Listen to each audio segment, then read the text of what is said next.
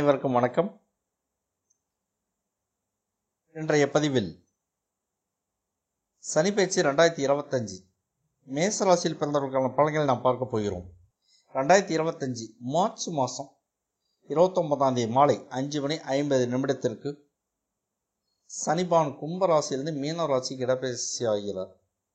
இதுவரை கும்பராசியில் சஞ்சாரம் செய்து கொண்டிருந்த சனி பகவான் இப்பொழுது மீன ராசிக்கு இடப்பெயர்ச்சி ஆகிறார்.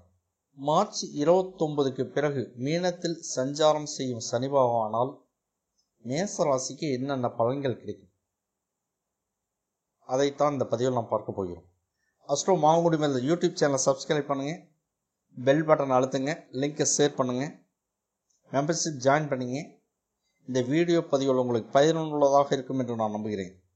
பொதுவாக 7.5 சனி என்பது 30 ஆண்டுகளுக்கு ஒரு முறை வரக்கூடியது. சனியின் ஒரு சுற்றில் 30 ஆண்டுகள் வரும். அந்த 30 ஆண்டில் 7.5 சனி என்பது 7.5 ஆண்டுகள்.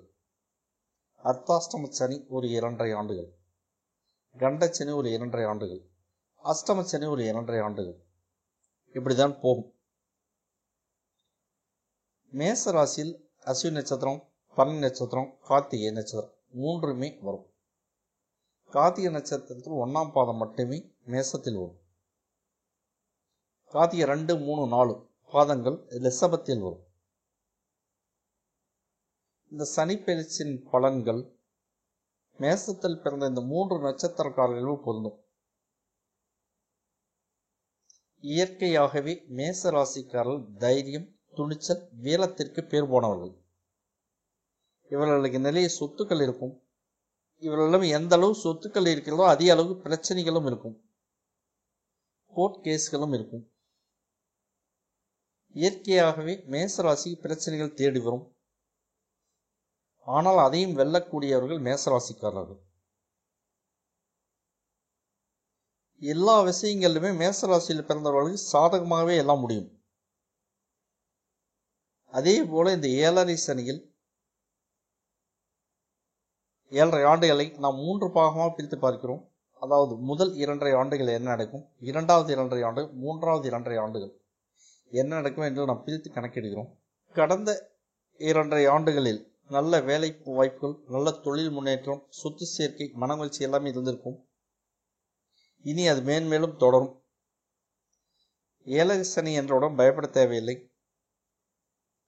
அதாவது ஒரு மனிதனுக்கு கடவுள் கொடுத்த விம்சோத்திரி திசைப்படி ஆயுள் 120 ஆண்டுகள் கடவுள் கொடுத்தது. அதில் போன ஜென்மத்தில் போன பிறவியில் நாம் செய்த நன்மை தீமைகள், கர்ம வினைகள் அதற்கெல்லாம் ஏற்ப குறைத்தது போக மீதி ஆயுள் நாள் நமக்கு வரும். அதற்கு மேலும் இந்த பிரிவில் நாம் செய்யக்கூடிய நன்மை தீமைகளை, கர்மாக்களை பொறுத்து நம்முடைய வாழ்நாள் அமையும். அதில் ஏற்கனவே ஒரு 30 ஆண்டுகளை கழித்து கொண்டால் ஒரு 90 ஆண்டுகள் நமக்கு வாழ்நாள் எடுத்துக்கொள்ளலாம். கொஞ்சம் முன் பின்ன வரும். அந்த 90 ஆண்டுகள் ஒரு 30 ஆண்டுகள் வரும். 3 7.5 சனி வரும். ஒவ்வொரு மனிதனுடைய வாழ்க்கையிலும் குறைந்தபட்சம் 2 அல்லது 3 முறை 7.5 சனிகள் வரும். எங்கிட்ட ஜாதகம் பார்க்க வந்தாங்க நிறைய பேர் 15 வருஷம் 20 வருஷமா 7.5 சனி நடக்குதான்னு கேட்குறாங்க. அப்படியெல்லாம் எதுவும் இல்லை. தவறான கருத்துக்களை நம்ப வேண்டாம். ஒவ்வொரு 30 ஆண்டுகளுக்கு ஒரு முறை தான் 7.5 சனி வரும். ஒரு 30 ஆண்டுகளுக்கு ஒரு முறை தான் 7.5 சனி வரும். 2025 மார்ச் 29ஆம் தேதிக்கு பிறகு 7.5 சனி முதல் பகுதி ஆரம்பமாகிறது. இந்த காலகட்டத்தில் மேசராசியில் பிறந்த நீங்கள் இருக்கும் இடத்தை விட்டு தொலைதூரம் செல்ல வேண்டி வரும். படிப்புக்காகவோ அல்லது தொழில் சார்ந்தோ தொலைதூர பிரயாணம், பயணம் உண்டு. கூடுதல் செலவு வாய்ப்புகள் உண்டு. இதுவரை இருந்து வந்த வருமானம் ஏற்றத்தாழ்வுகளை சந்திக்க வேண்டி வரும். காரணமில்லாமல் தொழில் பிரச்சனையை சந்திக்க வேண்டி வரும்.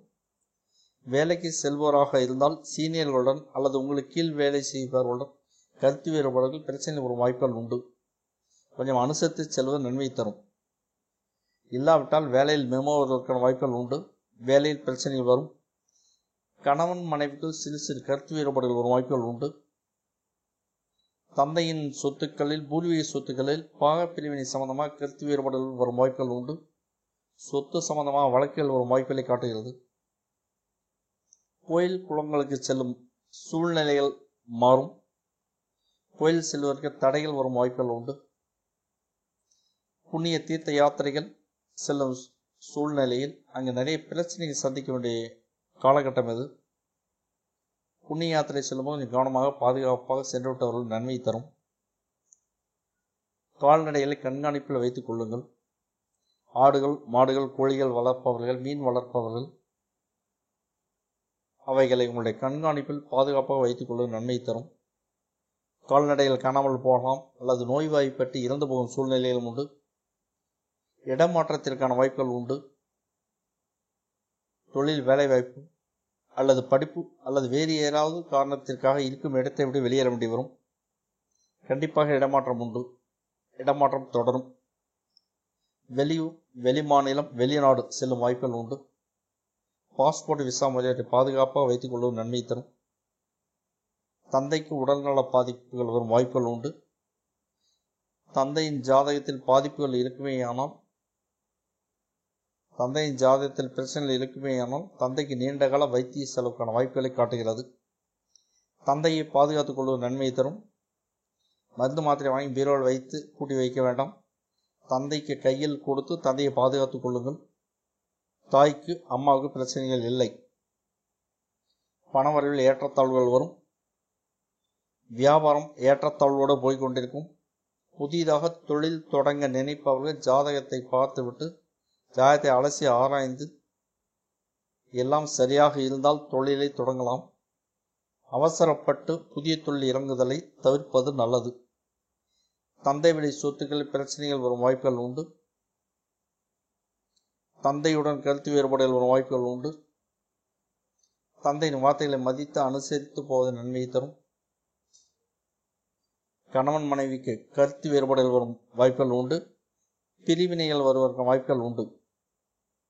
கணவன் மனைவி அனுசரித்து போவதும் மனைவி கணவனை அனுசரித்து போவதும் நன்மையை தரும்.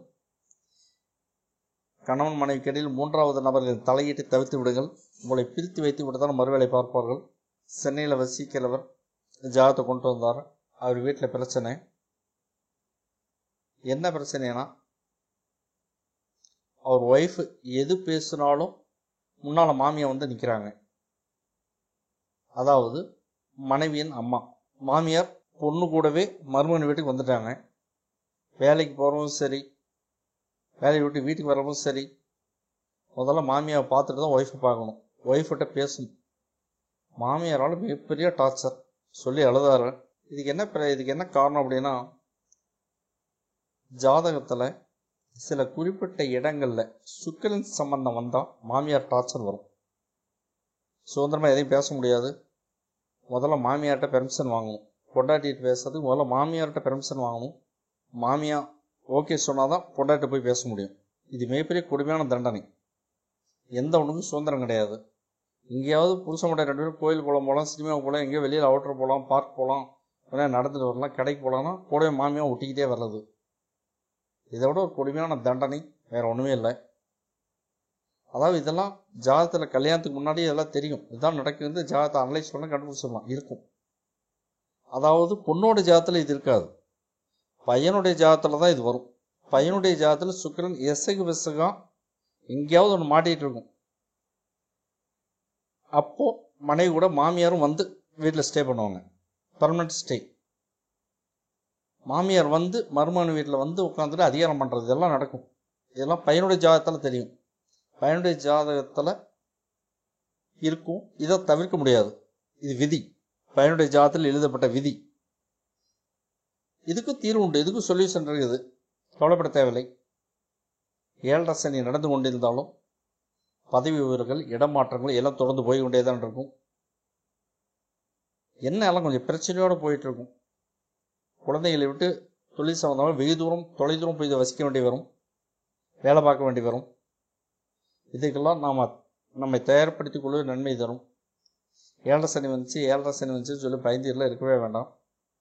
இந்த காலகட்டத்தில் 7.5 சனி வரும் காலகட்டங்களில் விபத்துகளுக்கு வாய்ப்புகள் உண்டு. வைத்திய செலவுகளுக்கு வாய்ப்புகள் உண்டு. மனைவி, குழந்தைகளுக்கு வைத்திய செலவுகளை காட்டுகிறது.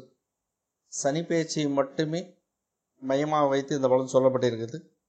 இதையும் தாண்டி குரு பயிற்சி வரும். மே மாதம் வருது. மே மாதம் ராகு கேது பயிற்சிகள் வருகிறது.